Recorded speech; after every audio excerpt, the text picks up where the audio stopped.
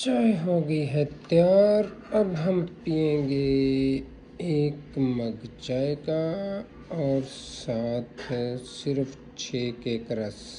तो हमारा हो जाएगा गुजारा इंशाल्लाह असर तक। असर को फिर एक कप चाय या 1 कप कहवा पी लेंगे। तो ये है हमारा गरीबाना शाहीन के नाम से काम है।